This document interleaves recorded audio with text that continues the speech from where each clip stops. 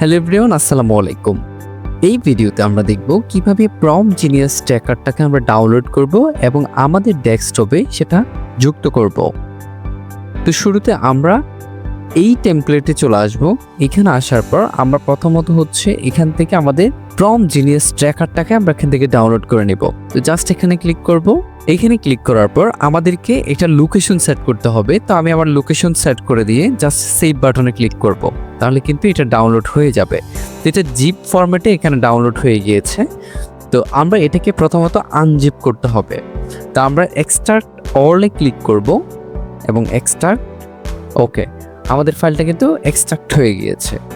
এবার আমরা আমাদের যেই ব্রাউজারে এটাকে যুক্ত করতে চাচ্ছি জাস্ট এটার 3 ডট আইকনে ক্লিক করব অ্যান্ড এখান থেকে আমরা এক্সটেনশন অ্যান্ড ম্যানেজ এক্সটেনশনে চলে আসব।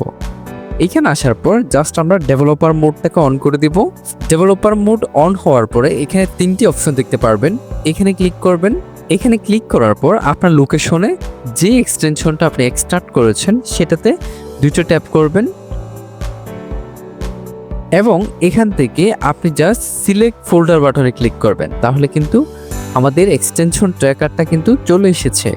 এবার জাস্ট আপনি এখান থেকে এটাকে পিন করে দিবেন এবং এটাকে ক্লিক করলে অটোমেটিক্যালি ওপেন হয়ে যাবে। তো এই এক্সটেনশনটি কেন তৈরি করা হয়েছে?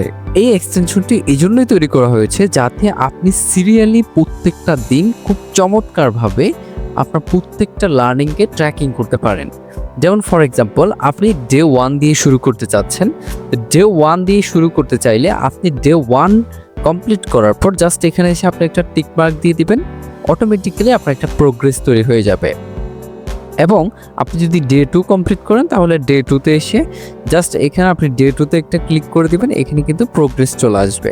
শুধু তাই নয়, ধরেন আপনি 3 নাম্বারটা পড়ছেন না কোনো কারণে, আপনি 4 নাম্বারে যেতে চাচ্ছেন, আপনি কিন্তু যেতে পারবেন। দেখুন এখানে গিয়ে অনেকে এরর দেখাচ্ছে। তো এভাবে সিরিয়ালি আপনার সিরিয়ালটা মেনটেন করতে অনেক বেশি ইজি হবে এবং আপনার জন্য চমৎকার একটা এনভায়রনমেন্ট ক্রিয়েট করবে। এবং আপনি যদি পুরোটা কমপ্লিট করে ফেলেন তাহলে জাস্ট এখান থেকে রিসেট বাটনে ক্লিক করবেন। তাহলে আপনি যতবার ইচ্ছা ততবার আপনি এটা রিপিট করতে থাকবেন। তো এই ছিল মূলত কিভাবে এক্সটেনশন আমাদের ডেস্কটপ মোডে ইউজ করবেন সেটার একটি ডিটেলস টিউটোরিয়াল। সবাই ভালো থাকবেন। আসসালামু আলাইকুম।